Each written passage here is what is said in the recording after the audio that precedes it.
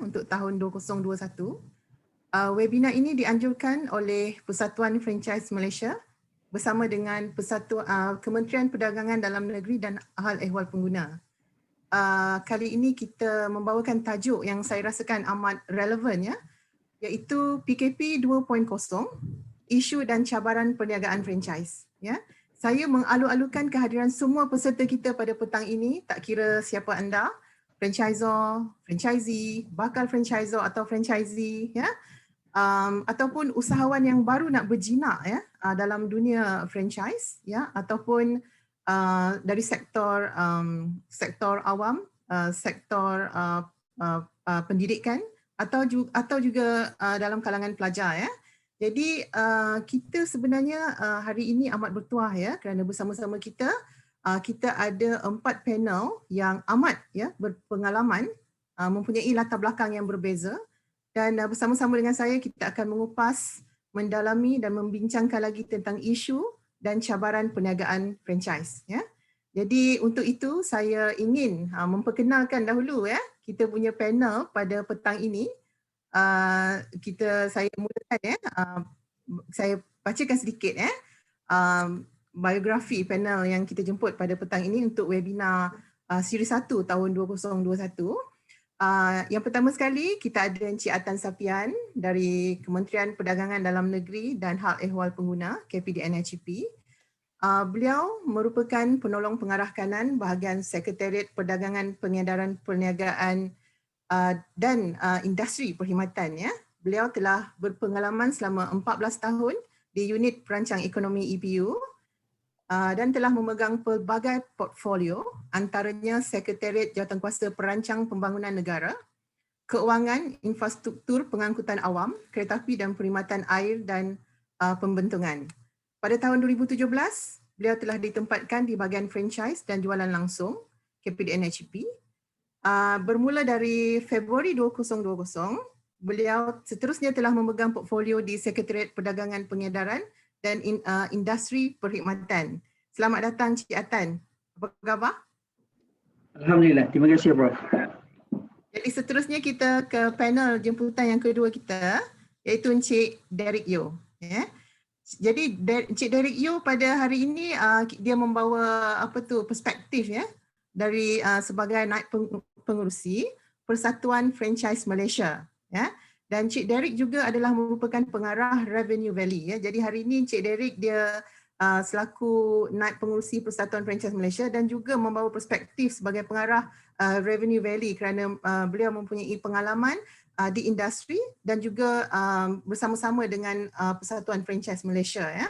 Dan buat pengetahuan semua, seperti mana yang kita semua maklumlah, ya, Revenue Valley yang menempatkan jenama F&B tempatan dan antarabangsa seperti The Manhattan Fish Market, New York Steak Shack dan jenama tempatan baharu iaitu Dapur Lah, ya. Beliau aktif dalam bidang pembangunan perniagaan franchise semenjak 10 tahun yang lalu dan beliau merupakan naib pengerusi Persatuan Franchise Malaysia dan juga pengerusi pameran Franchise Malaysia FIM, Franchise International Malaysia, ya. Beliau sering memberikan latihan dan seminar dalam bidang franchise. Selain itu, Derek juga dilantik sebagai pengerusi Nexus Productivity of Retail and Food Beverages di bawah MPC, Malaysia Productivity Corporation.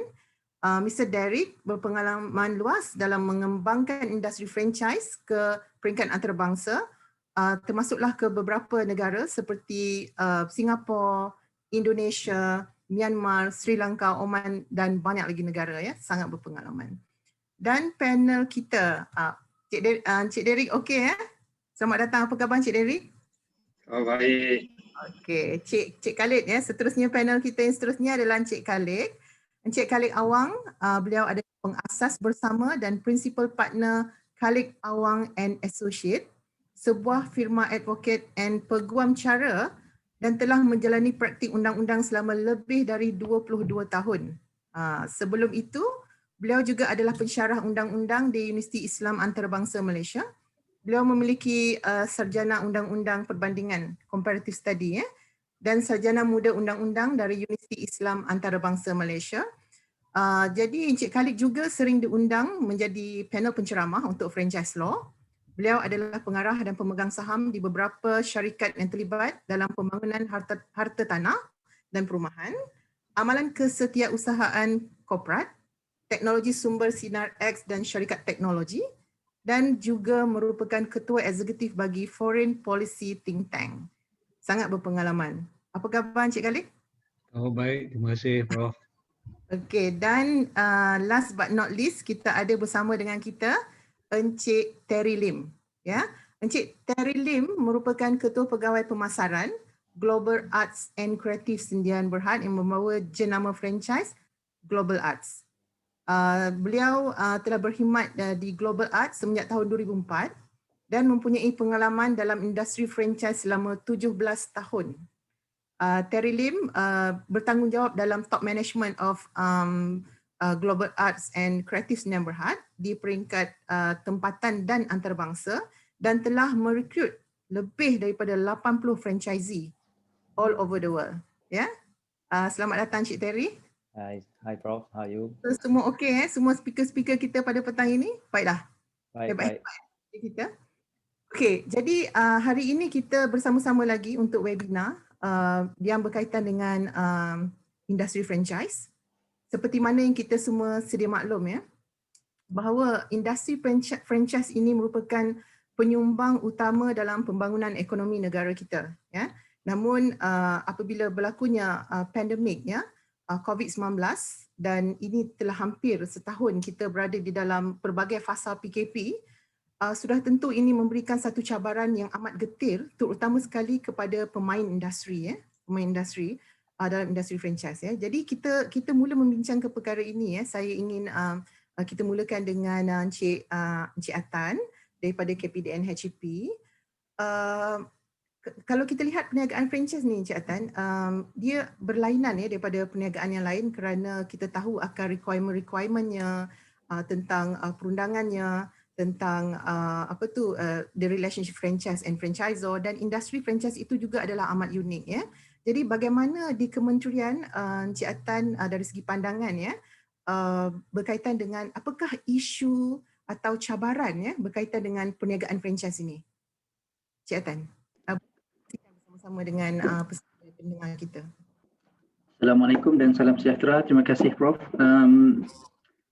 Mungkin sebelum saya nak jawab terus kepada soalan Prof tu tadi, mungkin saya nak betulkan sikit sebenarnya saya di KPDN HEP pada Jun 2019 sebenarnya. 2017 tu sebenarnya saya melanjutkan pelajaran peringkat sarjana dan sejurus selepas tamatnya pengajian tu saya join KPDN HEP lah pada Jun 2019 dan pada Februari 2020 tu saya berpindah kepada satu lagi bahagian di KPDN HEP iaitu Sekretariat Perangan Pengedaran dan Industri Perkhidmatan. Betul, saya ingat kalau kita lihat franchise memang benar ada perbezaan dengan format-format perniagaan lain. Tapi saya fikir dalam konteks pandemik COVID-19 ni, kesan-kesan, impak-impak, saya rasa kesan dia sama juga dengan industri lain sebenarnya. Kalau kita lihat sebagai contoh,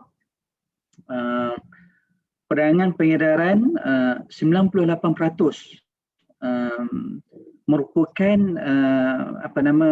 premis perniagaan ataupun entiti perniagaan 98% tu adalah di tahap sederhana dan kecil. Dalam kata lain, kita percaya premis ini bergantung kepada kemungkinan besar hampir keseluruhannya, majoritinya bergantung kepada sumber pendapatan ini sahaja. Apabila berlakunya PKP terutamanya ataupun perintah kawalan pergerakan yang saya rasa tahap tahap pergerakan disekat dan sebagainya. Dan setengah perniagaan ditutup, kategori perniagaan ditutup dan sebagainya. Secara tidak langsung, perniagaan sederhana dan kecil ini tadi yang termasuk di dalam kategori yang perlu ditutup tu, of course dia akan terkesan.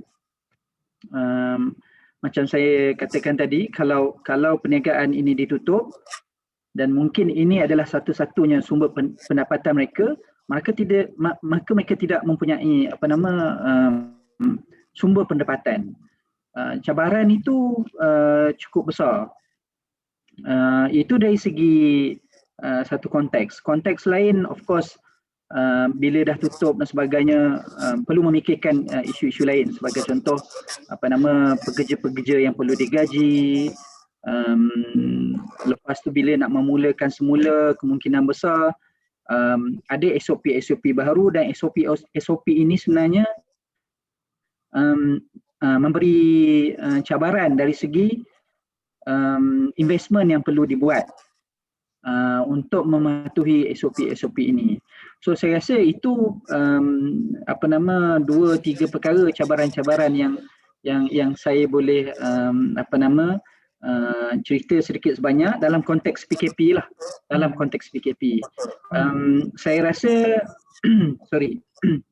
saya rasa dalam konteks perniagaan industri franchise, saya tidak fikir ia berbeza daripada industri lain, perniagaan lain dan sebagainya. Cuma kemungkinan besar ada setengah industri franchise ni mungkin akan terkesan. Sebagai contoh, mungkin saya fikir dalam industri pendidikan. Kalau kita tahu industri pendidikan pada masa sekarang ataupun sektor pendidikan pada masa sekarang bergantung kepada pembelajaran secara online, dan saya tidak fikir saya tidak fikir franchise yang melibatkan diri dalam sektor pendidikan ini tidak terkesan secara langsung. Memang agak terkesan kerana pendidikan ini tidak dibenarkan untuk beroperasi, dan ada setengah modul tu saya ingat mungkin modulnya tidak boleh dibuat online, mungkin dibuat fizikal dan sebagainya. Saya rasa itu sedikit sebanyak yang saya boleh mulakan. Prof, terima kasih. Terima kasih Encik Atan ya. Jadi dari segi kementerian tu Encik Atan berkongsi dengan kita yang bahawa industri franchise itu sama sahaja cabarannya dengan SME lain yang terdiri daripada lebih daripada 98% establishment dalam negara kita ya Encik Atan ya. Okey, kalau kita ikutkan kepada Encik Derek ya, nak berkongsi perspektif Persatuan Franchise Malaysia. Persatuan juga sebagai pengantara di antara pihak industri dan juga pihak kementerian ya, dan franchise persatuan juga ada banyak inisiatif ya untuk membantu usahawan franchise dan juga bakal usahawan dan sebagainya. Jadi pada pandangan Encik Derek sendiri ya, apakah cabaran dan isu secara umumnya ya dalam industri franchise kita? Silakan Encik Derek. Selamat petang ya Prof.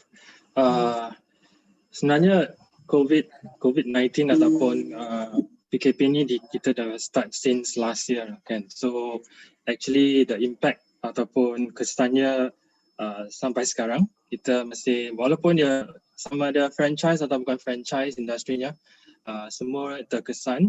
Dan saya rasa dari segi Persatuan Franchise Malaysia kita ada banyak inisiatif ya sekarang.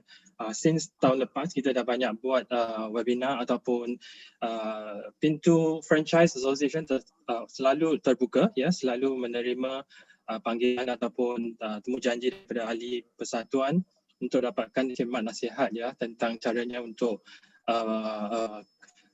bersaing ataupun keep on going during this pandemic time.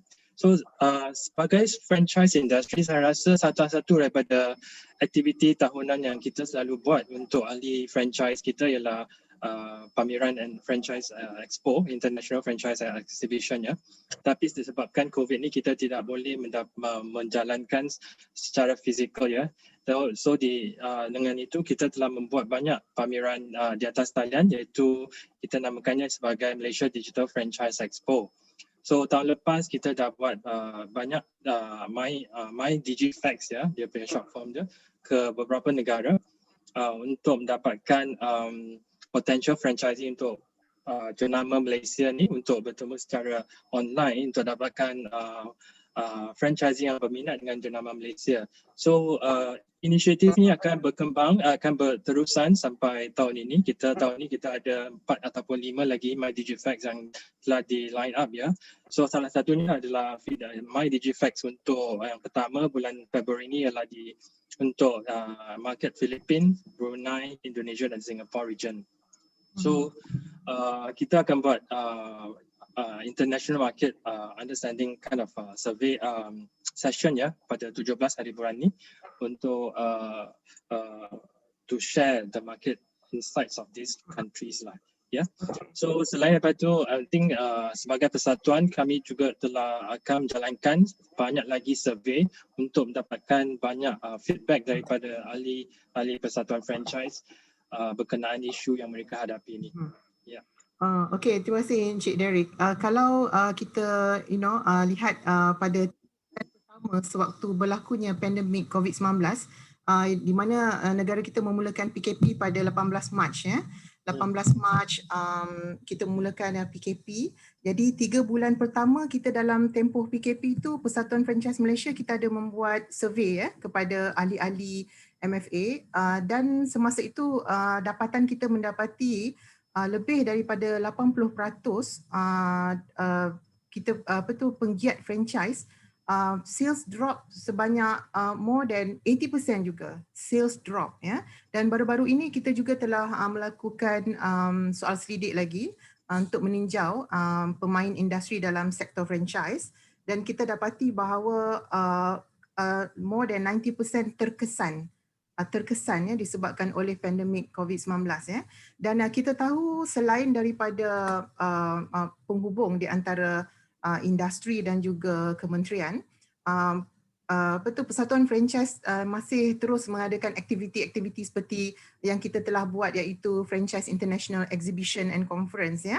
So melihat kepada feedback daripada industri ya, di mana sales drop dan sebagainya, ada perbezaan atau tidak Encik Derek dari segi kelainan penglibatan industri franchise dalam exhibition yang kita ada selama ini. Kalau kita nak lihat isu dan cabaran, ramai yang feedback mengatakan sangat terkesan. Boleh lihat dari segi sales mereka, boleh lihat dari segi some of the business lah ya, dari segi pengembangan franchise business. Tetapi apa pandangan ataupun apa yang kita lihat daripada exhibition yang kita Malaysia Franchise adakan baru-baru ini dalam association, ada apa-apa perbezaan atau masing-masing sangat teruja dan ingin melihat ia sebagai satu tempoh di mana mereka memperkuatkan lagi strategi perniagaan mereka? Apa feedback daripada persatuan? Encik Derek. Saya rasa dalam inisiatif yang kita lakukan secara online iaitu My Digifacts ya sebelum ni tahun lepas, feedback ataupun sambutan tu amat memberangsangkan sebab kita dapat banyak potential inquiries from different market ya. Tapi apa yang kita faham di sini ialah franchise business bukan seperti trading ya, di mana kita boleh membeli secara online ataupun just by a negotiation, but franchise actually needs it's a system. Yeah, it's a system business of you are buying a system from the a system that is being acknowledged in the market for a while. So saya rasa kelainannya ialah franchise business ni boleh terus berkembang tetapi mungkin dia mengambil masa sedikit masa yang lebih lama untuk memperkembangkannya. Tapi saya rasa banyak industry player sudah mula menginovasikan perniagaan mereka supaya lebih mudah di-franchisekan selepas ke the economic bounce back later, ya. I think this is also part of yang kita katakan industri ministry punya effort, iaitu untuk membangunkan micro franchise, ya, satu sistem yang perniagaan yang baru. So saya rasa ini adalah perkembangan yang selari lah dengan keadaan COVID ni. Sebab COVID-19 bukan berlaku di Malaysia saja, tapi walaupun kita ada berkembang ke luar negara juga menghadapi masalah yang sama. Ya, betul ya. Tapi Cik Derek, dari segi penglibatan tu, jumlah penglibatan kita tidak ada nampak penurunan ya, ataupun penglibatan tetap, sambutan tetap sama ya. Mereka masih ingin tahu dan masih berminat untuk melihat tentang perkembangan industri franchise ya. Yeah, in fact, the involvement of more franchisor is involved in this online session, ya, because mereka boleh menyertai sesi ini dengan lebih murah, dengan lebih mudah dan lebih senang untuk mendapatkan informasi daripada setiap negara yang exhibit in this, participate in this session. Ya. Baiklah. Okey, jadi seterusnya ya, tadi kita dah mendengar daripada Encik Derek sendiri ya, di Persatuan Franchise Malaysia. Kita adakan pelbagai inisiatif latihan ya, dan juga inisiatif-inisiatif untuk industri ya. Kita beralih kepada Encik Khalid ya. Encik Khalid, kalau berkaitan dengan isu dan cabaran, Encik Khalid boleh kongsikan bersama dengan kita mungkin secara general dahulu, kalau kita lihat industri franchise ini, apakah cabaran ataupun yang selalu didengar ya dari pihak industri berkaitan dengan industri franchise. Dan juga apabila berlakunya COVID-19 ya, kita tahu yang perniagaan franchise ini dia juga melibatkan kepada agreement di antara franchisor dan franchisee. Jadi bagaimanakah itu menjadi satu isu dan cabaran ya dari sudut perundangan? Silakan Cik Khalid. Terima kasih Prof. Rusi. Dari segi secara umumnya sudah tentulah kalau zaman COVID ni nak jumpa klien untuk berurusan pasal franchise pun, kalau mereka tidak savvy dengan video conference dan tak biasa, itu menjadi satu halangan, dan ia berlaku pada saya dalam satu kes lah. Dan kemudian dan saya dapati juga ada bakal franchisor yang belum lagi submit registration, walaupun kita telah memberikan bantuan dari segi dokumentasi agreement franchise dan sebagainya. Dan saya difahamkan salah satu daripada faktornya adalah kerana COVID lah, itu saya difahamkan. Jadi itu antara hands-on experience yang saya dapat lihat secara jelas impact yang direct daripada MCO ni. Okey, yang Prof tanya tadi mengenai perjanjian antara franchisor franchisee. Saya setelah berlakunya COVID ni, saya makin yakin sebenarnya perjanjian franchise yang baik boleh menyumbang kepada kelangsungan hubungan franchisor franchisee yang boleh berlangsung dengan lebih baik sekiranya perjanjian itu adalah satu perjanjian yang baik. Kerana setelah berlakunya COVID ni, terutama dalam banyak perjanjian, terutamanya dan relevan juga dalam kes perjanjian franchise antara franchisor franchisee. Okey. Rupanya bila ada COVID ni baru kita tercabar dan kita melihat kembali perjanjian. Ada setengah perjanjian yang boleh menyelamatkan hubungan, membantu menyelamatkan hubungan di antara franchisor franchisee, dan ada juga yang tak dapat membantu menyelamatkan keadaan. Jadi yang paling jelas tadi yang disebutkan, contohnya bila franchisee misalnya tidak dapat membayar komitmen, melaksanakan komitmen di dalam perjanjian franchise, misalnya untuk membayar franchise fee atau royalty atau untuk beroperasi dan sebagainya, maka ini menjadikan franchisee seolah melanggar perjanjian franchise tersebut. Jadi persoalannya, apakah remedy ataupun apakah jalan keluar yang ada kepada kedua-dua pihak? Okey, dalam perjanjian franchise yang baik biasanya akan ada satu perjanjian, satu klausa yang dinamakan force majeure. ataupun force majeure ni maknanya dia dalam bahasa law dia tulis act of God atau perkara-perkara yang berlaku di luar daripada kawalan manusia, kawalan kita yang boleh menyebabkan kedua-dua pihak atau mana-mana pihak tidak dapat melaksanakan komitmen mereka atau tanggungjawab mereka di dalam perjanjian franchise. Jadi setengah-setengah daripada perjanjian sebelum daripada COVID ni, kerana kita tak ada terfikir oleh kita akan berlaku satu masalah ataupun wabak pandemik yang sebegini besar yang menjejaskan berbagai aspek termasuklah perniagaan. Jadi kebanyakan kita terlupa untuk meletakkan klausa ini.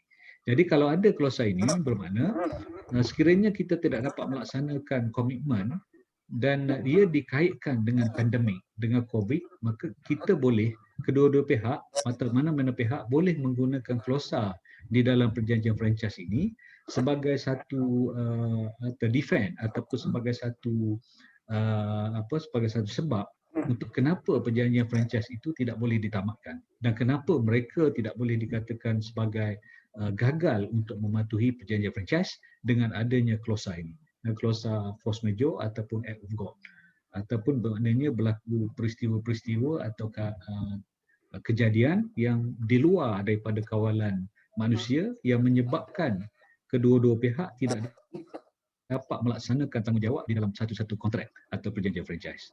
Jadi sebenarnya clause ini menjadi begitu ketara. Bila adanya COVID, saya pun apabila ramai yang merujuk, cepat-cepat kita buka balik perjanjian tu, ada tak klausa force majeure.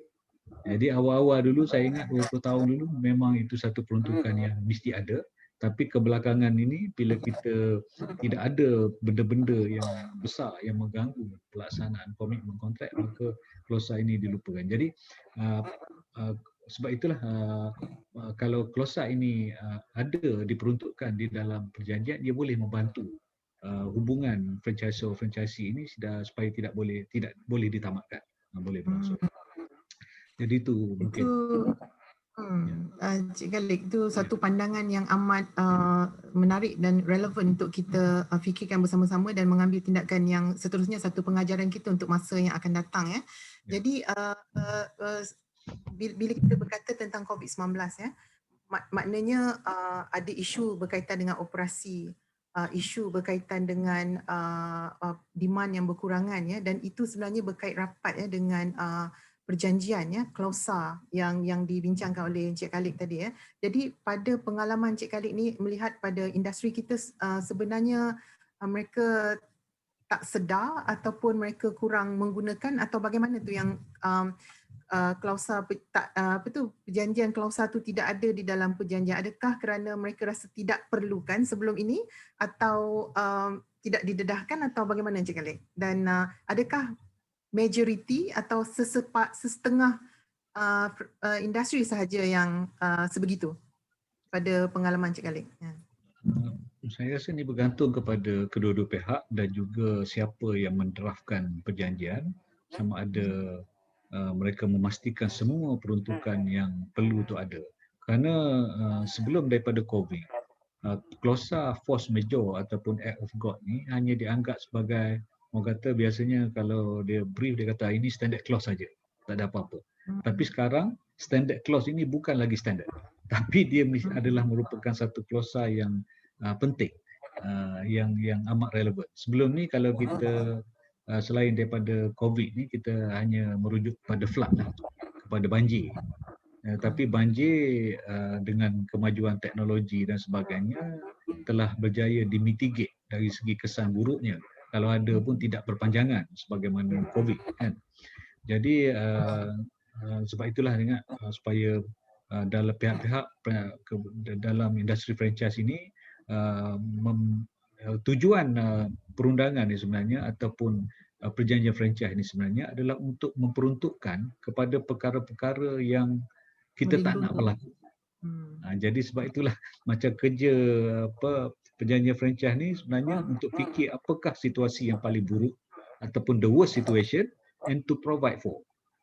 Jadi supaya nasihat saya kepada franchisor dan juga franchisee dan bakal-bakal franchisee masih belum terlewat untuk buat amendment ataupun suplemen, dan yang belum ada perjanjian lagi untuk memastikan supaya perkara-perkara ini dapat dielakkan, yang mana harganya agak mahal kepada peniaga sekiranya kita tidak ada.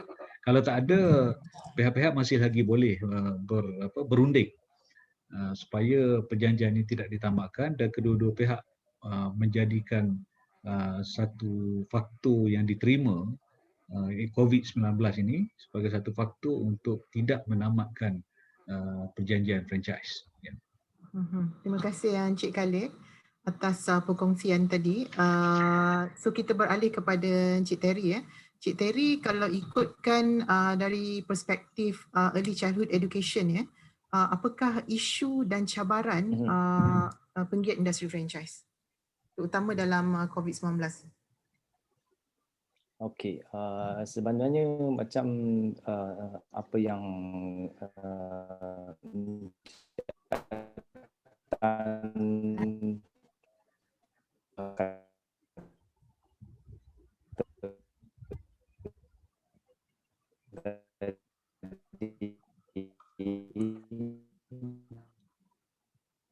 Maybe Cik Terry punya line tak berapa. Memanglah early childhood education. Okay, boleh dengar sekarang?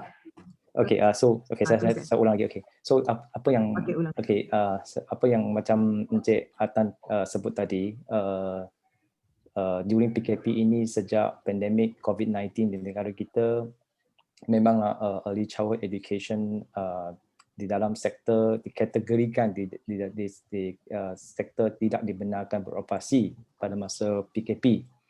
So ini memberi kesan yang amat negatif kepada industri kami, dan apa yang kita bimbangkan iaitu soalan banyak macam isu-isu keselamatan para franchisee, guru dan pelajar kami daripada jangkitan tersebut. So pada masa itu kita tidak dibenarkan beroperasi, dan pada masa itu adalah satu penyelesaian sahaja, iaitu kita terpaksa beralih daripada pelajaran secara persemuka ke pelajaran secara atas talian yang atau kita panggilkan online. Tetapi cara ini bukanlah cara yang senang, dan kami tahu ini adalah satu solution atau penyelesaian untuk sementara waktu. So namun kita mula beralih semenjak COVID-19 di negara kita mula, dan kita transfer from face to face ke online. So kita cubalah sedaya upaya mencari kaedah yang terbaik untuk membantu franchisee kita meneruskan perniagaan mereka semasa situasi yang sukar ini. So pada masa yang sama kita juga kena menjaga emosi franchisee yang tertekan akibat oleh pandemik ini. So kita selalu ditanya oleh franchisee bila kita boleh beroperasi, bagaimana dengan SOP yang baru, apa saran dan sokongan daripada kerajaan terhadap franchisee kami, industri kami, dan apa juga franchisor yang boleh bantu mereka, dan banyak lagi soalan. Kita saya punya team kita lebih kurang every day kita hari-hari kita terima panggilan daripada franchisee, banyak persoalan yang ditanya daripada mereka. So memanglah COVID-19 ini memberi tekanan yang amat negatif kepada industri kita. Terima kasih atas perkongsian Cik Terry. Jadinya secara umumnya kita dapat melihatlah yang terutama sekali cabaran berkaitan dengan COVID-19 di mana pergerakan kita adalah perubahan dari segi operasi yang menyebabkan demand ataupun permintaan ataupun kita tidak boleh deliver produk ataupun perkhidmatan kita dengan kaedah yang biasa. Ada banyak limitation di situ. Okey, sekarang PKP 2.0 kita telah pun sedar tak sedar setahun. 2.0 bermakna kita tahun lepas telah menghadapi saat yang sama, tetapi waktu ini adalah macam round kedua. Jadi ada perbezaan tak kalau nak dibandingkan yang PKP 1.0 dengan PKP kosong. Macam mana tu Cik Teri? Ada sedikit perubahan dari kelainan cabaran atau bagaimana? Cabarannya lebih kurang sama, tapi pada PKP round kedua, yang kita dalam PKP yang 2.0 ni, dia berbezanya kerana kita boleh dikatakan kita sudah well prepared. Sebagai yang saya jelas tadi, pada masa yang starting masa tahun lepas, kita sudah cari kaedah macam mana nak bantu franchisee meneruskan perniagaan, dan from sana kita sudah tengok kita punya pelajar dan kita punya parents sudah start to adopt to the new system. But definitely kerana you see early childhood education masa PKP, untuk kita, industri kita, hanya satu cara mereka boleh selamatkan bisnes mereka, dengan secara online. That's the only choices. Tak ada pilihan yang lain, kerana kita tak boleh delivery pergi rumah macam F&B, betul kan? So the only chance is kita transfer from offline to online. Okay, tapi pada jangka yang panjang macam sekarang, you see, kerana semua rushing to do the same thing. Tapi as you know, most of the parents when they come to online, kebanyakan ibu bapa mereka will consider, mereka akan fikir, kalau katakan satu hari murid dia akan hadap monitor terlalu panjang, masa yang panjang sangat, kerana you see sekolah sudah transfer pergi online, banyak lagi program-program transfer pergi online. So parents mereka akan tengok apa yang sesuai, baru mereka akan pilih. So inilah ada satu obstacle juga, kerana kalau pada masa panjang, okay, kalau kita tak tukar lagi, so ini akan membawa negatif juga kepada program kita. So dia bezanya parents sudah adopt, tapi another issue kita takut ialah ini tidak akan overcome the challenges over the time. So kalau bagi kita, kalau ada pilihan, of course kita pilih, kita prefer back to normal lah, kerana kita punya business is more to like parents untuk mengetahui kita punya services. So kita prefer mereka back to kita punya center lah, kalau boleh. Okey, jadi Cik Terry, maknanya apabila kita mula PKP dulu dahulu, maknanya Global Art dengan pantas of course cuba menginovasi atau merubah model penyampaian perkhidmatan itu tiada tahan melalui online. Jadi saya pasti pada ketika itu berbagai inovasi yang dilakukan untuk menyediakan platform online kepada pelajar-pelajar, sebab itu waktu adjustment. Dan saya pasti tenaga pengajar juga dilatih, dilatih untuk mengendalikan kaedah online. Dan seterusnya apabila telah melepasi cabaran yang itu, saya pasti early childhood education yang lain juga mempunyai cabaran yang sama. Cuma bezanya mungkin lain syarikat, lain franchisor mempunyai dia punya tindak balas kepada perubahan inovasi itu agak berlainan. Mungkin ada yang cepat, ada yang lambat. Apabila dah mengatasi cabaran pertama, platform dah ada, pekerja pun telah mahir menggunakannya, ibu bapa pun telah menerima, dan setelah hampir setahun muncul cabaran baru, iaitu semua sekolah telah mula kerja mesyuarat, semua nak menggunakan platform online, gadget tak cukup. Jadi mereka akan start prioritize, pilih yang mana satu. Betul. Pertama. Dan cabaran yang kedua adalah dari segi mata pelajaran itu sendiri is not meant to be delivered fully online. Sebab dia merupakan arts, right? Yes.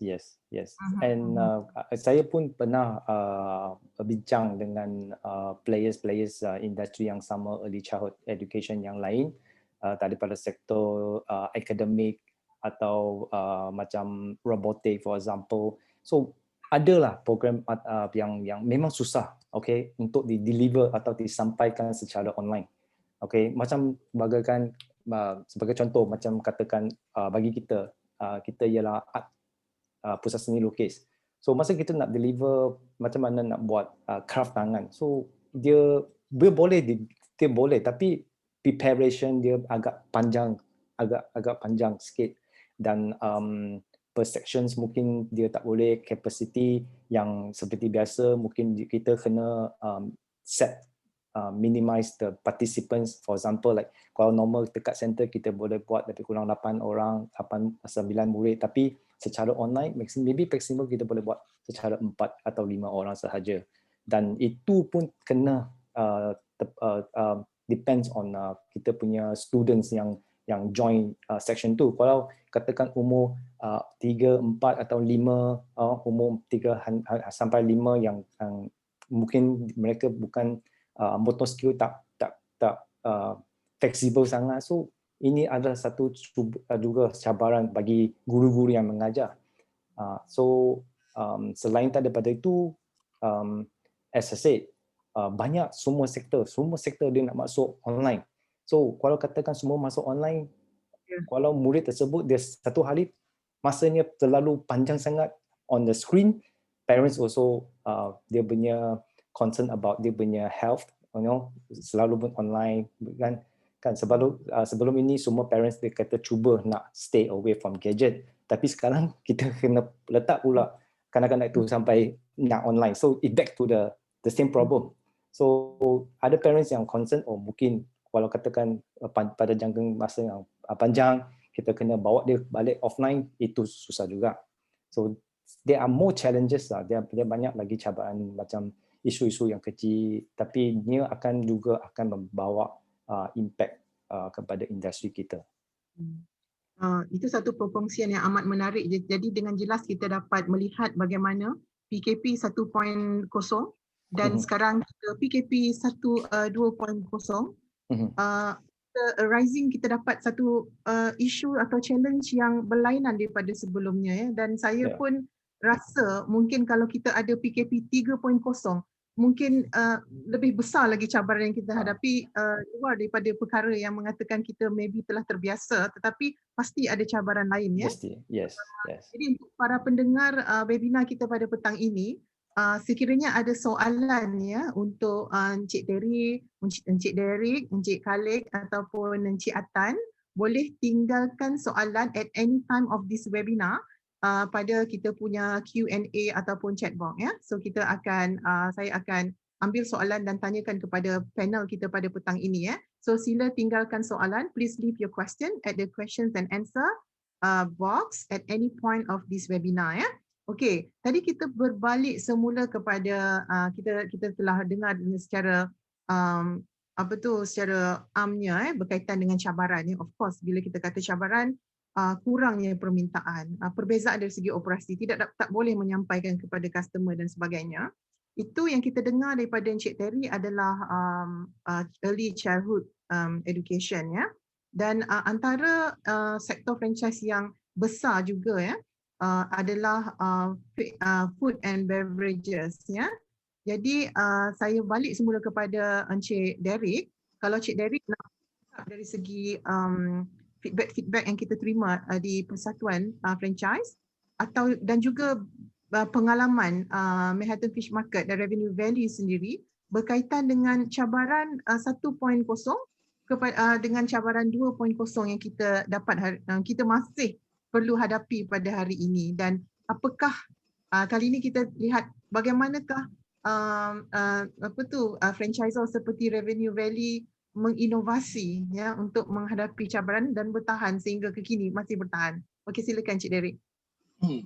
Okey, sebenarnya PKP 1.0 ataupun MCO 2.0 to a business person or to SMEs, dia tak banyak beza, sebab secara amnya dia masih memberikan impak yang besar kepada kita sejak bulan 3 tahun lepas, ya, sampai sekarang.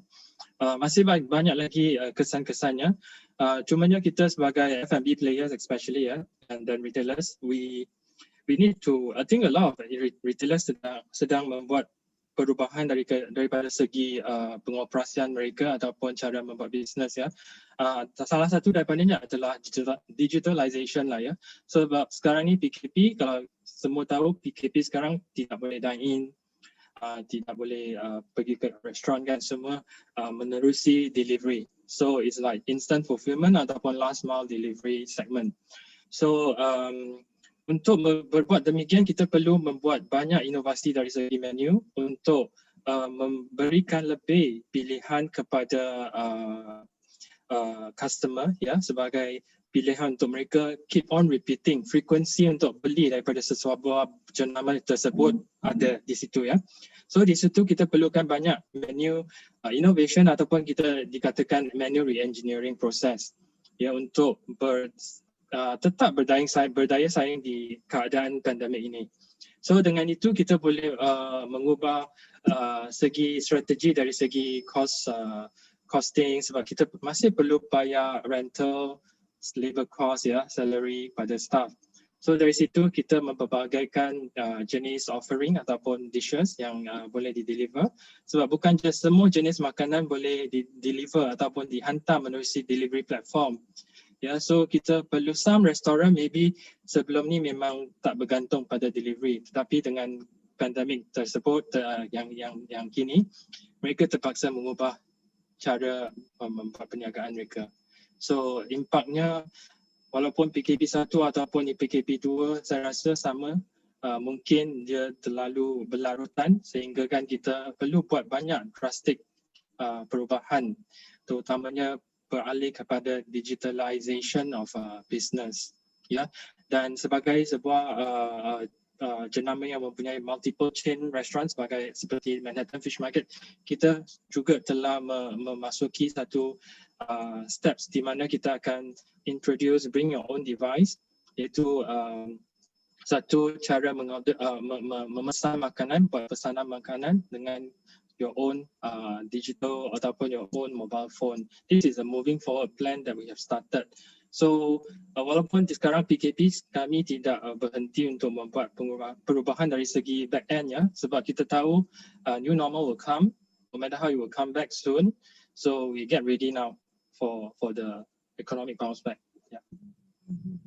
Jadi kalau kita lihat food and beverages ya, especially kalau kita lihat franchise ya, franchise terkenal dengan konsep perniagaan. Kalau food and beverages tu maknanya one of the advantage adalah familiarity dengan ambience ya. Kalau dia punya konsep sama iaitu dari segi settingnya dan sebagainya. Jadi itu memberi kelebihan kepada dine in ya.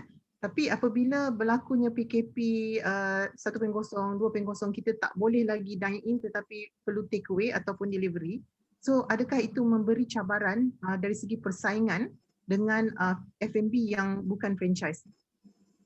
Yang sebenarnya tidak ada competitive advantage dari segi sit down and then familiar shopping and things like that. Bagaimana dan kelebihan perniagaan franchise tetapi boleh menjadi kelemahan apabila berlakunya PKP? I think pada waktu ini semua, I think a lot, I cannot say semua, but kebanyakan kita dari dalam F&B is on survival mode.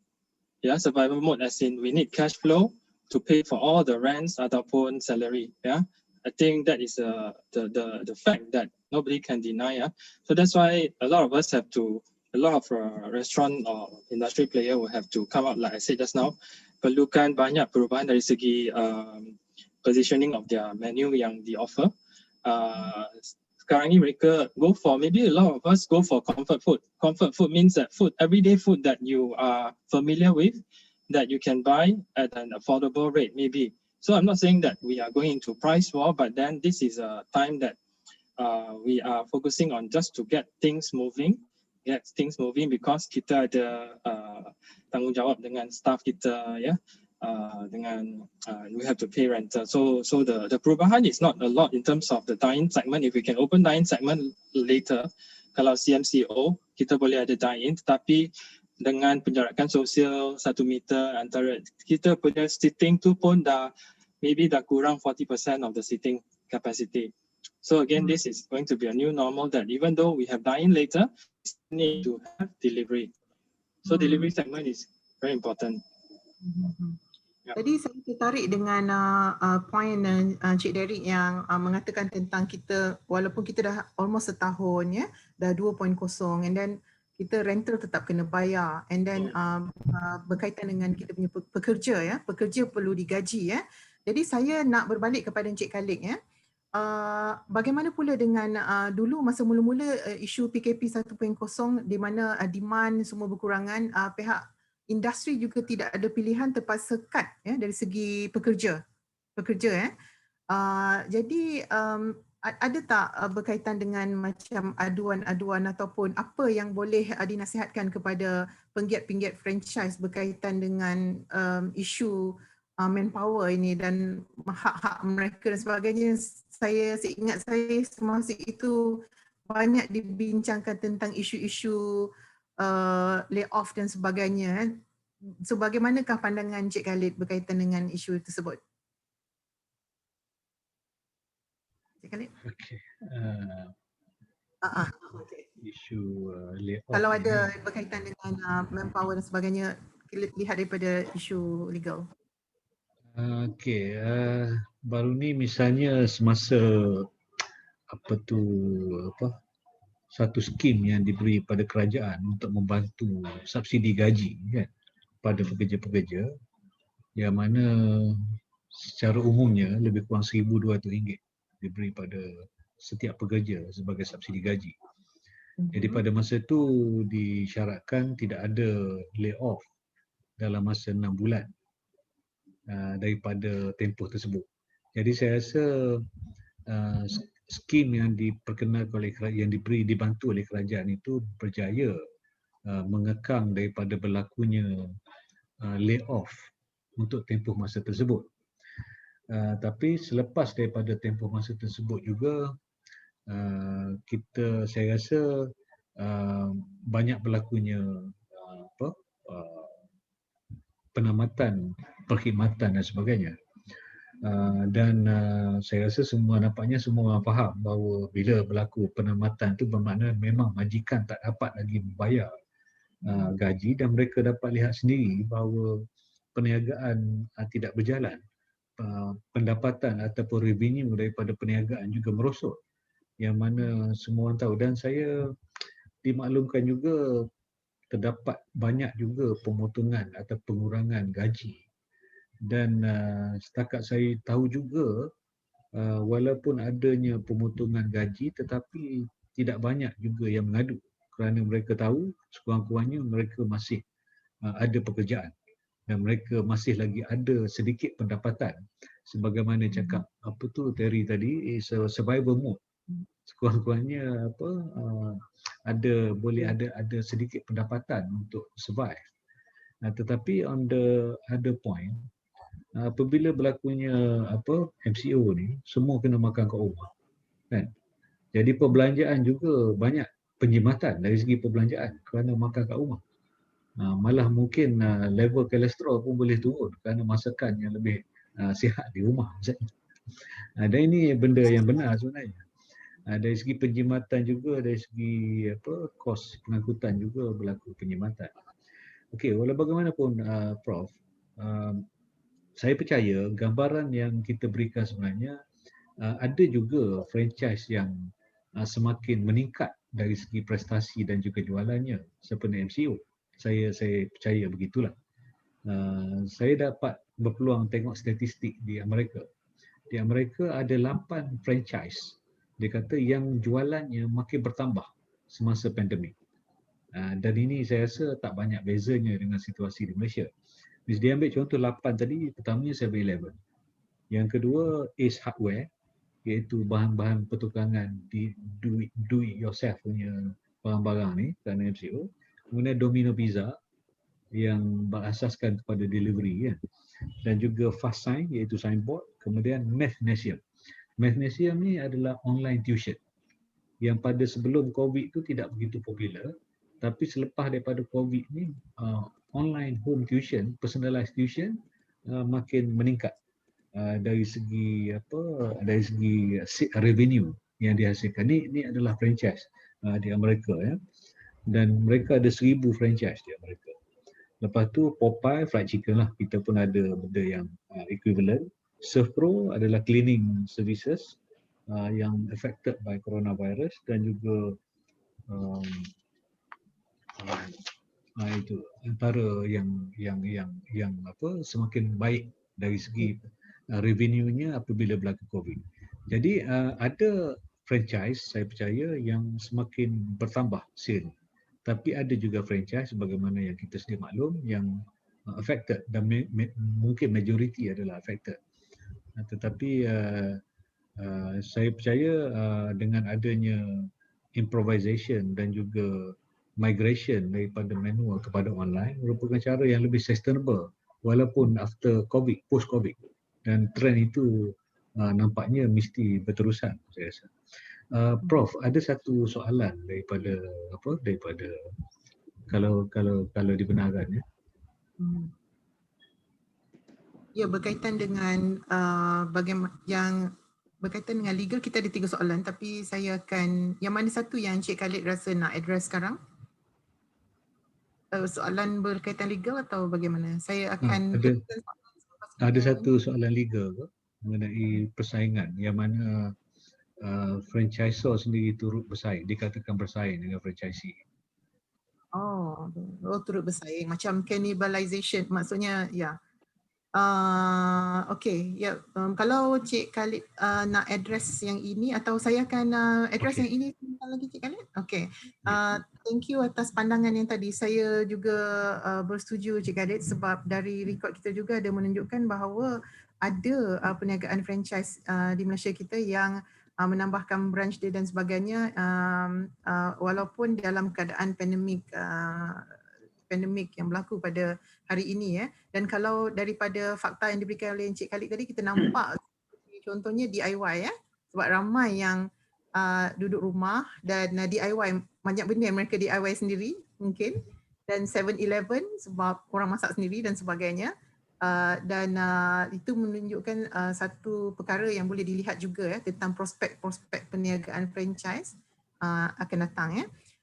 Jadi tadi kita melihat kepada cabaran-cabaran dan bagaimana franchisor melihat kepada menginovasi dan cuba menghadapi tekanan dan juga cabaran ini. Kalau kita dari segi Encik Atan, kementerian sendiri ya, apakah inisiatif-inisiatif ataupun di pihak kementerian ya berkaitan dengan untuk membantu meringankan beban penggiat-penggiat franchise di negara kita, Cik Atan, kalau boleh kongsikan. Terima kasih Prof. Saya ingat secara spesifik peringkat kementerian, yang pertama sekali kita nak sektor perdagangan pengedaran ni, termasuk peruncitan, terus dibuka. Itu yang paling utamalah. Kerana pembukaan sektor-sektor ini akan memberi kesan yang positif sebenarnya. Sebagai contoh, saya nak bagi contoh saja. Pada Disember 2020 sebenarnya, penawaran pekerjaan bagi sektor perdagangan pengedaran adalah seramai 50,000, lebih 50,000 penawaran pekerjaan. Itu pada Disember 2020. Keseluruhan tenaga kerja bagi sektor ini adalah sebanyak 2 juta, dan pada awal Januari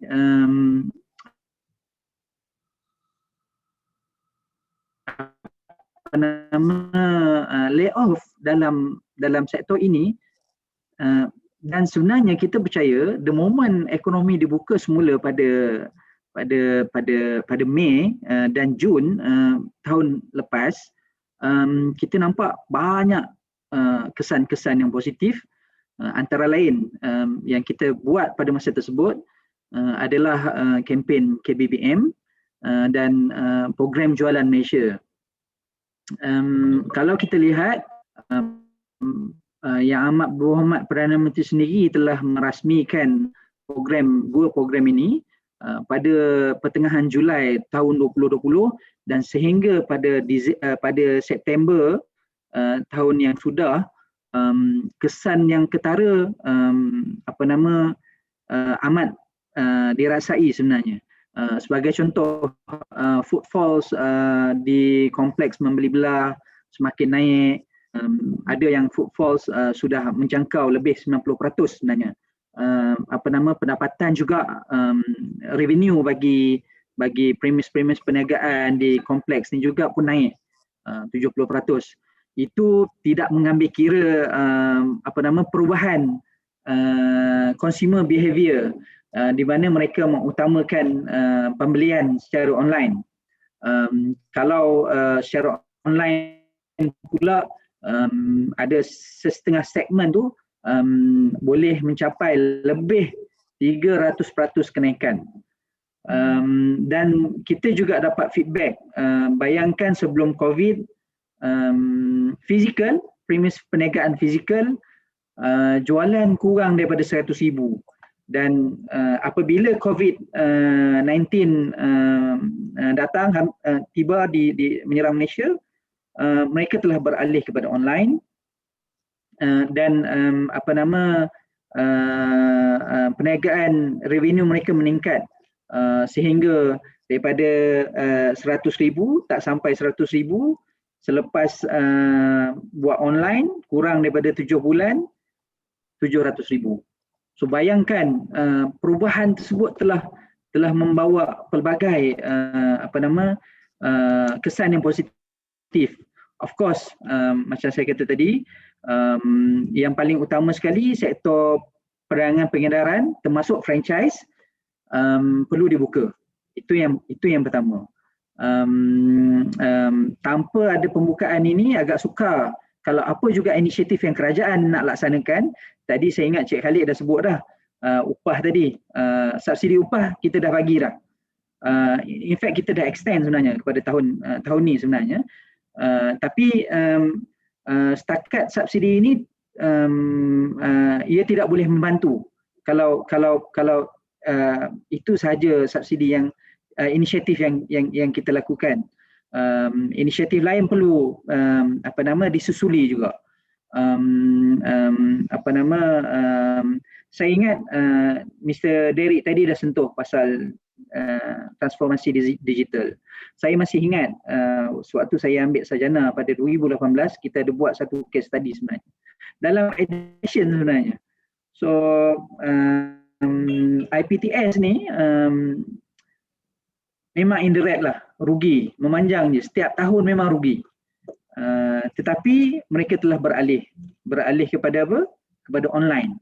At that time, saya rasa saya tak sangka pada masa tu kita dah bercerita pasal online dah. So what they did, macam modul-modul, macam silibus pengajaran, dia dah record dulu. Dan dia buat kelas secara online, either through recorded video tu tadi ataupun secara engagement. Of course ada physical engagement juga, tetapi physical engagement tu menjadi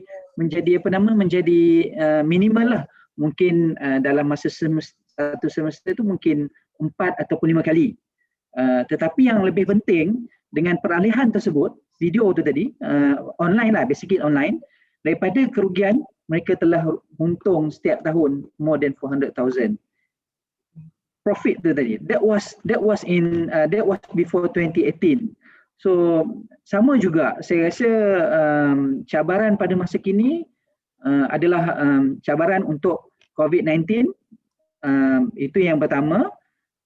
Dan kedua pula cabaran untuk digital transformasi ini. Sebab tu saya percaya KPDN HCP sebagai contoh, kita nak kalau boleh semua pemain industri kita perlu beralih kepada digital platform. Kenapa? Kerana untuk memberi option kepada consumer. Kita ada online dan kita ada physical. The moment ekonomi buka secara physical, you can go dine in ke dan sebagainya ke. Kalau time PKP, you tak boleh ke kedai, tapi you masih boleh membeli pakaian melalui online sebagai contoh. Kalau nak mengharapkan SOP buka, you just imagine pakaian masih ditutup. Dan saya rasa untuk pada tahun ini, apa yang kita telah buat pada tahun lepas, kita akan continue lah. Of course dari segi kempen-kempen yang saya masukkan tadi itu, KBBM dan PJM, kita akan teruskan. Dan dalam franchise, kempen-kempen ini boleh turut sama, industri franchise boleh turut sama dan sebagainya. Seterusnya juga saya ingin komen juga dari segi legal. Kalau ikut tadi Cik Khalid pun dah sebut tadi, memang peruntukan dalam perjanjian franchise itu telah sedemikian rupa. Tetapi saya ingat di bawah akta, kita panggil akta langkah-langkah sementara bagi mengurangkan kesan penyakit coronavirus 2019 ni sebenarnya boleh diguna. Sebab tu saya ingat ini peranan kementerian lah. Namun pemain industri perlu mengemukakan input kepada bahagian franchise apa yang perlu dilakukan bagi memasukkan terma-terma ataupun pindaan-pindaan kepada akta franchise itu sendiri, ataupun untuk memastikan kedua-dua pihak, franchisor dan franchisee, win-win situation. Kita nak satu penyelesaian yang win-win situation. Kita guna sebagai contoh lah, kita guna akta ni tadi. Tapi saya rasa perbincangan tu perlu diadakan lah bagi membantu kedua-dua pihak, bukan setakat franchisee saja, tetapi juga kepada franchisor.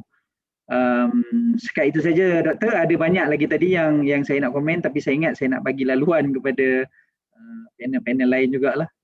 Terima kasih. Terima kasih Cik Atan, berkaitan tadi telah highlight dengan kita berkaitan kita dengar feedback daripada pihak industri berkaitan dengan cabaran dan bagaimana mereka mengatasi cabaran tersebut, dan juga Cik Atan telah berkongsi tentang inisiatif daripada pihak kerajaan dan kementerian bagaimana untuk meringankan beban ataupun meningkatkan semula perniagaan penggiat franchise kita. Kalau kita semua sedia maklum yang industri franchise ataupun konsep perniagaan franchise ini kita terkenal dengan hubungan baik di antara franchisor dengan franchisee dan juga dikatakan apabila sebagai franchisee kita boleh mendapatkan khidmat bantuan ataupun kita panggil didikan ataupun guidelines daripada franchisor Itu adalah antara kelebihan perniagaan franchise Jadi apabila berlaku pandemik COVID-19 ini, bagaimanakah kelebihan perniagaan franchise itu, di mana kelebihannya adalah ada franchisor yang boleh memberikan panduan, yang boleh maksudnya guidelines dan saya relate dengan soalan daripada Encik Saifuddin Sulaiman yang mengatakan sebagai franchisee merasakan terhalang untuk mengembangkan perniagaan apabila franchisor juga turut bersaing mengembangkan perniagaan yang sama. Itu makluman daripada Encik Saifuddin Jadi apakah pilihan yang ada pada franchisee? Ataupun macam berbalik pada tadi franchisor franchise sepatutnya ada kelebihan dari segi hubungan knowledge transfer, support daripada franchisor. So bagaimanakah kelebihan ini dan setakat manakah franchisor membantu franchisee dalam keadaan getir seperti apa yang berlaku pada hari ini? Kita Cik Derek dulu, kalau Cik Derek nak berkongsi sedikit pandangan berkaitan dengan isu ini.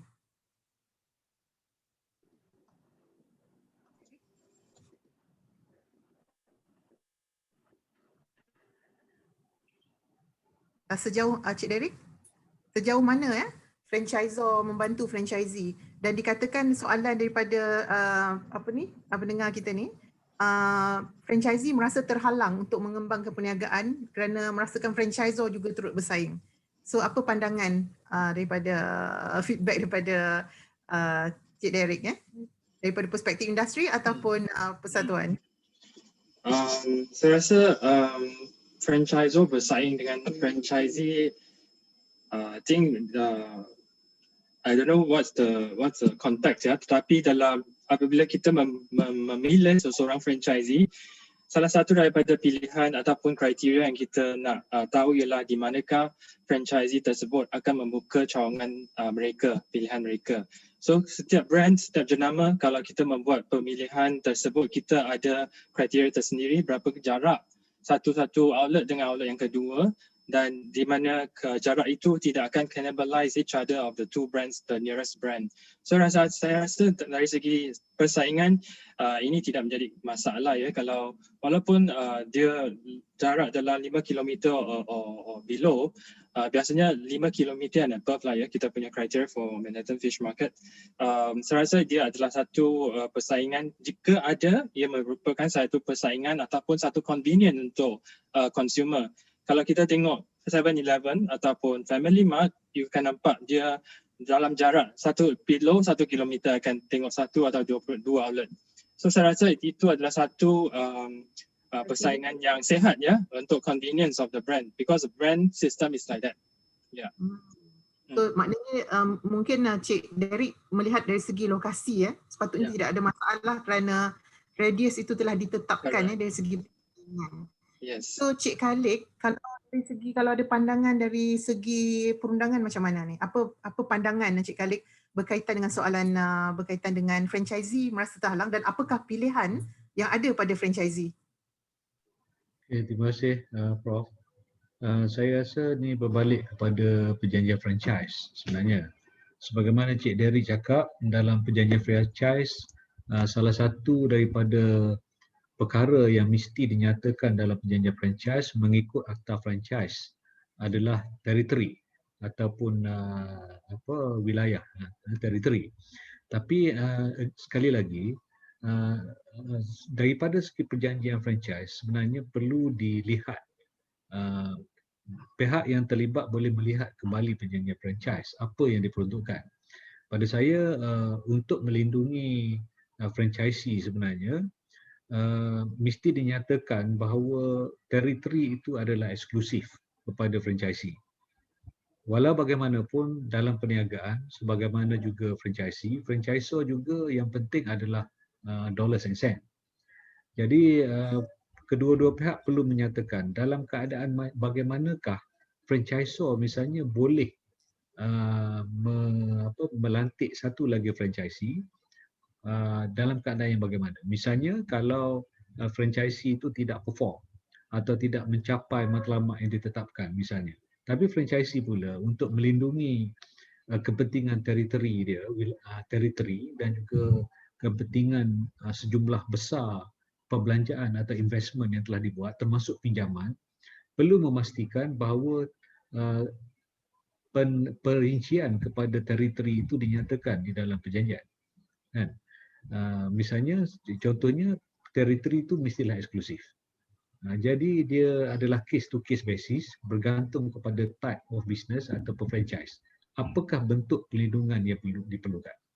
Misalnya, kalau online misalnya mungkin tak timbul, teritori itu kurang signifikan. Tetapi kalau yang melibatkan brick and mortar business yang menyebabkan adanya lokasi fizikal, maka teritori itu begitu penting.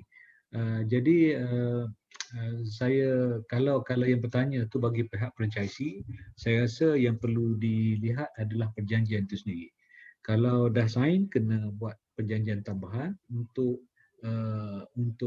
address isu apa yang dimaksudkan dengan franchisor bersaing. Adakah dengan franchisor melantik franchisee lain dalam teritori yang sama, ataupun adakah franchisor misalnya dengan menggunakan proxy, ada satu lagi company tapi sebenarnya dia adalah franchisor untuk bersaing di dalam kawasan yang berhampiran. Jadi saya rasa ini adalah business decision yang perlu dibuat oleh franchisee. Sebab itulah franchisee sebenarnya sebelum mereka menandatangani, mereka mestilah betul-betul faham apakah yang perlu untuk melindungi perniagaan mereka. Barulah mereka menandatangani perjanjian tersebut. Jadi saya percaya walaupun jawapannya agak legal centric, tapi saya percaya perjanjian franchise tu banyak memainkan peranan. Dan franchisor juga sebenarnya tidak perlu juga memastikan bahawa perjanjian franchise itu adalah yang fair. Kerana walaupun kalau perjanjian itu tidak fair, di peringkat awal mungkin franchisor berada di pihak yang menang. Tapi apabila berlakunya tidak puas hati dan hubungan di antara franchisor franchisee itu merosot, ia juga menjejaskan peniaga franchise itu sendiri dan akhirnya menjejaskan dollars and cent yang menjadi matlamat kepada peniaga franchise. Itu saja komen saya. Cik Khalid, maknanya ada yang boleh lihat di segi perundangan dan ada business decision ya. Ya. Business decision yang perlu dibincangkan ya. Okey. Prof? Kalau Prof? Boleh saya tambah sikit, Prof? siapa tu? Saya. Oh, Cik Atan. Atan. Okey. Ya, Cik Atan teruskan. Alright. Saya ingat memang benar kita kena ikut apa yang telah ada dalam perjanjian franchise dan sebagainya. Tapi kalau kita lihat sebenarnya terma lokasi ataupun teritori dalam atas sendiri pun sebenarnya umum. Kenapa sedemikian rupa kita nak bagi ruang franchisor dan franchisee untuk menetapkan apa kaedah yang sesuai. Dan saya tahu pada masa sekarang amalan dia saya tak pernah nampak lagi lah yang ni. Kebanyakannya memang lokasi lah, within 5 km radius, 10 km radius. Dengan hadirnya perniagaan online dan sebagainya, ia memberi satu cabaran sebenarnya. Kalau kita tidak lihat betul-betul dan sebagainya. Sebagai contoh, ada satu brand franchise, especially in F&B lah kot. Dalam F&B, kalau kita lihat satu cawangan di Bangi, satu cawangan di Putrajaya, satu cawangan di Kajang dan sebagainya. Saya pula duduk di Putrajaya sebagai contoh, dan saya boleh memesan daripada semua lokasi-lokasi ini sebenarnya, kalau saya nak pun sebenarnya. Either I want to go for Kajang ke, of course cost dia mungkin tinggi sedikit, but for a reason we just don't know, because that is how Grab ke Foodpanda works ataupun penyedia-penyedia platform lain berfungsi. Mereka tidak mengambil kira isu-isu perjanjian franchise tadi. So apabila itu berlaku, maknanya premis brand tu di Putrajaya, of course saya ingat itu adalah salah satu konteks persaingan yang mungkin kita kena lihat lah. Saya nampak ia satu peluang sebenarnya kepada brand franchise itu sendiri, kepada pemain-pemain industri sebenarnya untuk melihat balik dan sebagainya. COVID-19 membenarkan kita untuk melihat semula amalan kita pada masa sekarang untuk pergi kepada amalan-amalan yang baik sebenarnya. Prof pun bercerita tadi, awal tadi cerita pasal macam mana franchisor boleh membantu, franchise system ni boleh membantu franchisee dan sebagainya. Yang saya percaya memang pun, kalau kita lihat supply chain sebagai contoh, mungkin berlaku isu-isu supply chain, tetapi dengan adanya franchise system ni, franchisor sebenarnya boleh membantu membuat centralized system dari segi procurement ke dan sebagainya. Harga sepatutnya lebih murah daripada pembekal-pembekal, dan harga itu akan ditranslate dalam kos operasi yang sepatutnya lebih kompetitif, sepatutnya lah. Dan banyak-banyak lagi hujah-hujah lain dan sebagainya. Saya tak ingin nak memanjangkan, cuma saya nak komen, saya nak tambah sedikit lah yang isu yang teritori itu tadi. Terima kasih. Cik Atan, itu satu pandangan berkaitan dengan tambahan daripada pihak kementerian ya. Terima kasih Cik Atan. Kalau seingat saya berkaitan dengan territorial ini juga related dengan education ya, Cik Terry, di mana kalau selama ini contohnya satu global punya franchisee, apabila kita beralih kepada online ni, Jadi pelanggan itu can be very cross border kan. Jadi sama juga isunya ya. Kalau boleh Encik Terry ulas berkaitan dengan hal ni, sama ada ianya turut berlaku untuk franchise seperti Global Arts, dan bagaimana sebagai franchisor membantu franchisee dalam membangunkan perniagaan mereka. Cik Terry. Okay, bagi Global Art macam apa yang soalan tadi, persaingan dengan franchisee dengan franchisor. Okay, first of all bagi pihak Global Art, macam bagi kita tak ada outlet kita sendiri. So kita punya franchisee dia tak ada masalah persaingan daripada franchisor kepada franchisee. Then secondly, yes, masa kita mentawarkan satu agreement kepada franchisee, kita akan tengok dari aspek territory, apa yang dijanjikan seperti territory, right dan distance. Okay, so yang itu ialah masa kita kata fizikal. So masa kita, bagi masa sekarang, masa kita nak tukar pergi online, adalah satu cabaran bagi kita yang kita selalu mementingkan, okay, iaitu ialah territory right. Kerana kalau pergi online, okay, macam Encik Atan kata, kalau saya tinggal kat Putrajaya, masa saya order the list of the same outlet, from Putrajaya ada, Cyberjaya, Bangi ada. So saya sebagai consumer, saya boleh pilih. Okay, of course, mungkin dia ada delivery charge. Okay, itu ialah F&B. Okay, kalau katakan mana yang dekat, dia punya delivery charge mungkin yang murah. So bagi consumer, straightforward, saya akan pilih yang murah, definitely. So itu akan menyelesaikan masalah franchisee tersebut, kerana dia tahu consumer mesti nak jimat. Takkan dia nak order satu outlet makanan yang sama daripada tempat yang jauh, tapi padahal dia bagi delivery charge yang lebih tinggi. Tapi for education macam kita, dia beza. Okay, seluruh Malaysia, katakan kita ada 170 outlet di Malaysia, 170 outlet, kita punya fees semua sama. So bagi consumer, dia akan pilih kerana dia tak ada territory right. That's why ini adalah satu juga cabaran semasa kita nak launch atau kita nak mentawarkan kelas online. Okay, kerana ibu bapa tersebut, dia akan pilih cawangan yang mana. Dia tak ada territory right, dia tak perlu keluar rumah hantar anak pergi center yang dia nak. Dia just pilih saja mana yang dia suka. Mungkin dia ada kawan tinggal kat Pening, dia kata saya punya anak tinggal kat sini, Zoom pergi Pening. KL dia boleh register pergi Pening. That's one of the obstacle lah. So semasa ataupun maybe promosi branch yang lain tu lebih hebat berbanding dengan promosi franchise yang lain.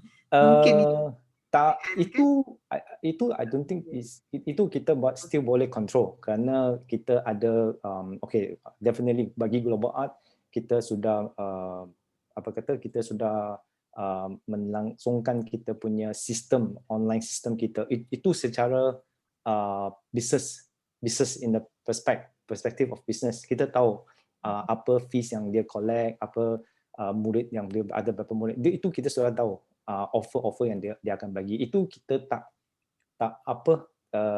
bimbang sangat, tapi kita just worry about the crossover, kerana kalau online dia tak ada territory, okay, dia akan crossover. So itu ya kita akan concern. And then not forget, kalau dia ada territory right, and for your information, kita Global Art, macam for example Global Art Malaysia, kita punya fees RM200 for example. Dekat Singapore, dia punya fees maybe 180 Sing dollar. So dollar and cent. So kalau bagi murid kat Singapore, dia boleh register dekat kita punya platform Malaysia, kerana dia akan jimat 3 kali fees yang dia bayar kat Singapore. That's also one of the challenges yang kita akan hadapi. That's why kita kena very very careful when come to online class. Okay, macam Singapore dengan Johor dekat, betul tak? So kita ada murid yang sebelum PKP ini, hari Minggu Singaporean dia datang Malaysia, dia hantar mereka punya anak pergi kita punya center kat Johor belajar apa program, dia hantar saja, kerana apa yang dia bayar dekat Singapore, apa dia bayar dekat Malaysia, 3 times different kerana currency. Make sense? So that's why kalau katakan kita offer online classes kepada dua-dua pihak, tak ada cross border, dia tak perlu cross border, dia terus kat Singapore online saja, masuk Malaysia punya platform, dia bayar RM200 for 1 month. Then for them problem solved. But untuk kita Singapore punya franchisee mesti bising. Okay, thank you Encik Terry. Saya pergi kepada soalan yang seterusnya daripada pendengar kita dan juga berbalik kepada peranan utama franchisor terutama dalam COVID-19 ini. Soalan ni mengatakan bahawa setakat mana franchisor bertanggungjawab untuk memastikan franchisee dapat stay afloat terus berdaya saing dan berdaya tahan sepanjang PKP pandemik 19. Kalau ikut pengalaman Global Arts, bagaimana Global Arts memastikan ataupun setakat mana bantuan yang telah diberikan kepada franchisee? Okay, bagi Global Art, of course kita sebagai franchisor yang boleh dikatakan pengalaman selama 21 tahun dan kita tak pernah menghadapi cabaran yang sehebat ini. Okay, so bagi kita, kita sentiasa menyokong kita franchisee kita seperti memberikan nasihat untuk mengurangkan kos operasi atau cara-cara macam mana nak mengurangkan sewa kedai dan memberi nasihat bagaimana mengukuhkan hubungan ibu bapa dengan pelajar, dengan kita punya center, serta bagaimana untuk menghadapi proses ke arah online. Okay, kita akan boleh katakan full force lah. Okay, dan juga kita juga menawarkan beberapa aktiviti secara online untuk membantu para franchisee seperti hari terbuka secara maya atau online open day. Kita juga ada art challenge online dan penanjuran pertandingan melukis mewarna antarabangsa yang melibatkan beberapa buah negara, dan yang paling penting, ini yang paling penting, skim-skim bantuan kepada franchise daripada franchisor kepada franchisee untuk mereka terus bertahan semasa situasi yang sukar ini. Maknanya bagi pihak Global Art, kita full force kita akan beli maksimum kita pun apa yang kita boleh buat. Kita just offer kita punya tahap untuk support kita punya franchisee lah. Maknanya kita boleh katakan yang bahawa franchisor dalam keadaan pandemik ini memberi support kepada franchisee untuk terus berdaya tahan. Yes. Macam sebagai apa yang Encik Daryl katakan, everyone is on survival mode lah. Kita tolong mereka survive, kita survive. Itu sahaja yang kita, is a win-win situation lah. So kita kena fikir dua pihak. Takkan kita yang menang, franchisee yang rugi. Kan? Tapi kalau diikutkan Global Arts antara franchise business yang berkembang juga despite COVID-19 ni? Macam kita ada kini kita global, kita ada jumlah 19 negara, dan tahun lepas 19 country, every country down, tak ada sesiapa yang boleh buat bisnes. Tapi when come to tahun fourth quarter of 2020, ada beberapa buah negara sudah start economy resume. Sebagai contoh Singapura, Australia dan di negara China, semasa mereka buka, kita dapat lihatlah ekonomi mereka bounce back. Kita ada juga ada new franchisee yang buka di Australia, dan recently ada new franchisee yang buka di Perth. Singapura juga ada 2 center yang buka. Sementara itu China pun ada center yang ada franchisee yang baru. So kita dapat lihatlah when the pandemic is over, kita lihatlah, boleh lihat ekonomi bounce back. Maknanya antara penyebab Global Arts meneruskan dapat membuka cawangan-cawangan franchise baru even semasa setahun kita masih dalam PKP adalah kerana different country tu dah start membuka ekonomi mereka. Itu antara sebab Jadi ini adalah salah satu faktor kenapa kita apabila kita membuka perniagaan di pelbagai negara, kita boleh mengurangkan risiko atau peluang itu adalah berbeza. Jadi betul. balik semula kepada satu soalan ini, soalan daripada pendengar kita ya. What is the outlook of the education? In 2021. Okay. Encik Terry, ada Okay. pendengar kita yang nak tahu ni outlook for education untuk 2021. Bagi pandangan saya, apa yang saya dapat forecast lah, okay. Apabila ekonomi kita buka semua, kita dapat lihat based on yang apa yang tadi yang saya kongsikan tadi, based on Singapore, Australia dan China, kita yakinlah ekonomi kita punya sektor akan bounce back. Especially kalau kita lihat daripada kita Malaysia kita sendiri di negara kita, tahun lepas kita start PKP 1.0 bulan Mac sampai bulan Julai, dan kita start bermula berbisnes, resume business lah, correct, bulan 8 ke bulan 12 Disember. You can see the recruitment murid baru yang datang daftar, dan kita tengok collection fees dan kita punya feedback daripada parents, you can see the difference. Dan based on kita punya statistik, kita punya new recruitment actually is more than 2019 August, compare August to August, August 2019 and August 2020, recruitment of new students, it actually increased 30%. So apa yang kita dapat lihat, kerana kanak-kanak kita sekarang ni, mereka terlalu lama simpan kat rumah. Parents dia tak sabar nak hantar mereka keluar, socialize. Tak sabar nak hantar mereka pergi, hantar mereka keluar untuk belajar sesuatu. So parents, even during PKP 2.0 ini, kita dapat soalan-soalan daripada parents sendiri yang tanya kita punya franchisee, bilakah kalau buka saya nak hantar anak, buka tak during PKP 2.0? Saya hantar even during pandemic macam ini. So you can see the parents is eager to send them out.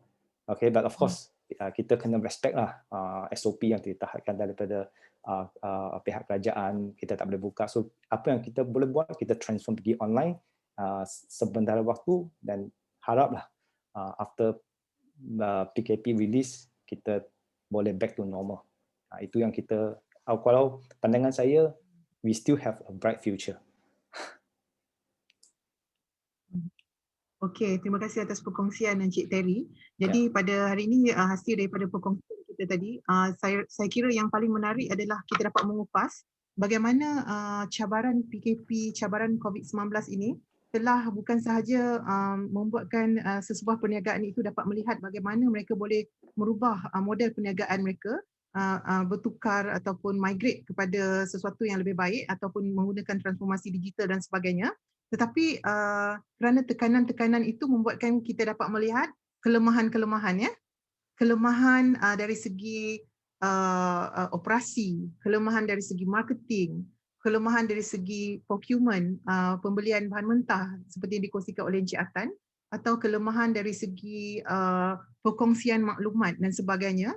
Dan juga kita start lihat cabaran-cabaran yang mungkin kita akan hadapi dengan lebih hebat lagi apabila kita semua telah beralih ke arah digitalization dari segi open market dan sebagainya, ya. Jadi akhir kata sebagai penutup, saya ingin menjemput, ya, setiap panel untuk memberikan sepatah dua kata berkaitan dengan pesanan kepada industri kita di luar sana, ataupun apa yang telah dipelajari daripada COVID-19 ini, bagaimana industri telah berinovasi, bagaimana kita reflect semula, refocus, and kita review untuk masa depan bisnes yang lebih berdaya saing. Kita mulakan dengan Cik Khalid lah kalau nak berkongsi kata-kata akhir kepada penggiat industri franchise kita.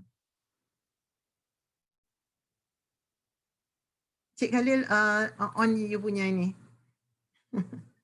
Pandangan saya, diakui bahawa selepas daripada COVID ni, pertumbuhan ekonomi dan businesses akan jauh meloncat dengan lebih jauh lagi sebenarnya. Itu yang saya dapat lihat daripada forecast yang dibuat di globally lah. Selepas saja COVID, memang kebangkitan ni akan melonjak dengan lebih kuat lagi. Jadi kita kena bertahan. Tapi dalam masa COVID inilah sebenarnya boleh kita menjadikan satu titik mula untuk kita reboot ataupun reset everything, termasuklah dari segi our perception of the need for the legal punya framework in this in the challenging times.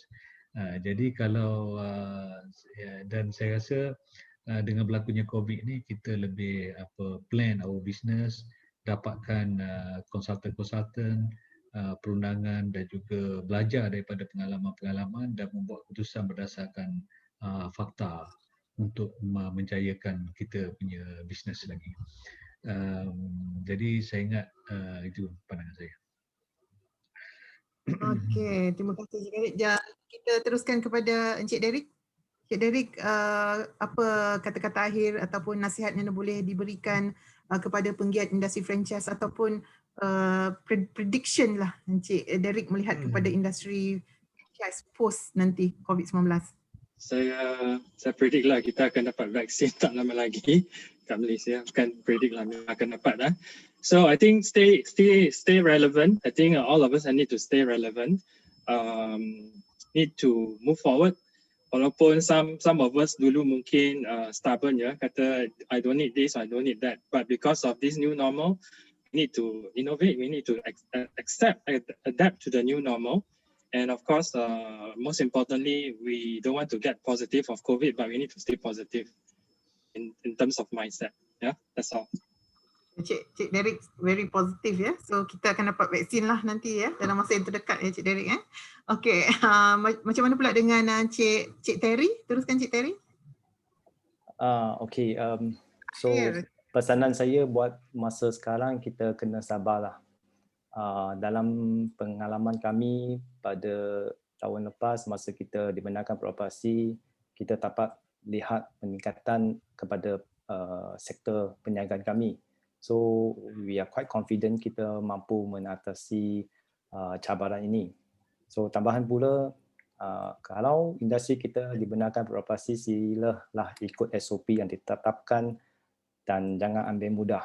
Okay, so dan akhirnya sebagai wakil dalam sektor early childhood education, izinkan saya mengambil kesempatan ini untuk menyampaikan pesanan kami kepada kerajaan.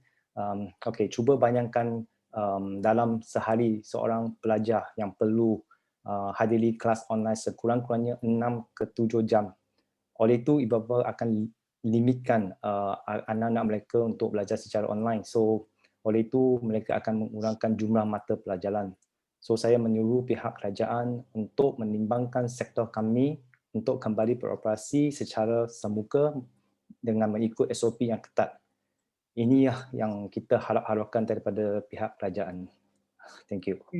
Jelas Encik Terry, kata-kata daripada penggiat industri berkaitan dengan childhood early education. So akhir sekali Encik Atan, apa yang boleh dikongsikan? Alright, terima kasih Prof.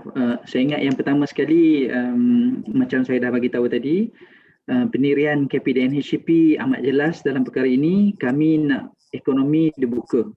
Sektor ekonomi terutamanya di bawah perangan dan perangan pengedaran ini perlu dibuka. Of course, macam Cik Terry kata tadi, dengan SOP yang ketat dan dipatuhi. Itu yang pertama sekali lah. Kalau kita tengok tadi, Cik Terry pun dah kata bila buka je 2019 itu enrollment meningkat, naik dan sebagainya. That's why we always say buka. We need to open. Of course with SOP lah. Yang kedua, industri franchise merupakan satu industri yang cukup unik sebenarnya. Lebih-lebih lagi dalam keadaan COVID-19 ni, ataupun apa juga isu yang mendatang sebenarnya. Kenapa?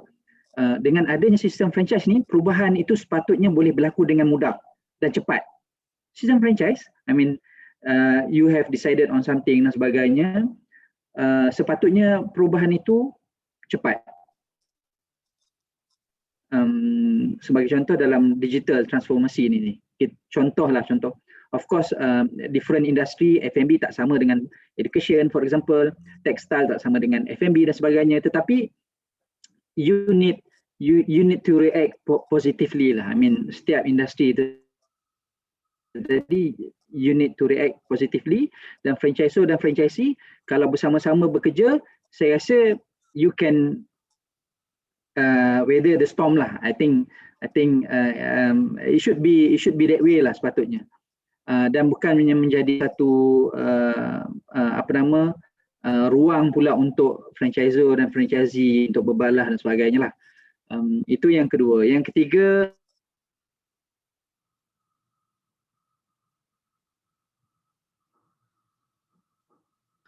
of course bila kita kata ekonomi ni, sekiranya ekonomi dibuka, kita nak industri player sentiasa memainkan peranan untuk mengikuti SOP yang telah ditetapkan. Kerana kita nak menggambarkan kepada kerajaan, kepada orang semua, pembukaan sektor perdagangan pengedaran adalah selamat. Kalau ada pun kes, it is manageable, kita kata. So that is the kind of signal we want to send to everyone. Yang pertama tadi, pembukaan ekonomi bagi sektor pengedaran membantu pekerjaan dan sebagainya. Yang kedua, pembukaan ini adalah selamat dengan pematuhan SOP dan sebagainya. Okey. Cik Atan? Okey.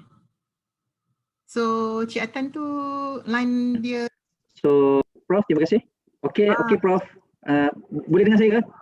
Saya dah conclude tadi 3 benda yang saya nyatakan tadi. Betul. Itu Cik Atan menyampaikan hasrat daripada pihak kementerian ya. Jadi ini sahaja masa yang kita ada untuk webinar siri 1 kita pada tahun 2021. Satu perkongsian yang amat menarik dan banyak perkara yang kita boleh conclude daripada perkongsian oleh semua panel jemputan kita pada hari ini. Dan sekiranya ada di antara pendengar yang ingin mendapatkan kontak number panel kita, bolehlah berhubung dengan Persatuan Franchise Malaysia. Dan dengan itu saya mengucapkan ribuan terima kasih kepada semua panel yang dijemput, Encik Atan Sapian, Encik Derek Yeo, Encik Khalid Awang dan juga Encik Terry Lim. Saya mengucapkan ribuan terima kasih. Thank you very much dan kita akhirilah webinar kita pada hari ini. Cik Khalid tu ada apa-apa nak cakap Cik Khalid? Ada. Terima kasih kepada moderator kerana berjaya. Thank you Prof. Thank you everyone. Terima kasih Prof. Thank you. Bye. Bye. Bye. Okay, thank you everyone. Assalamualaikum. Selamat datang.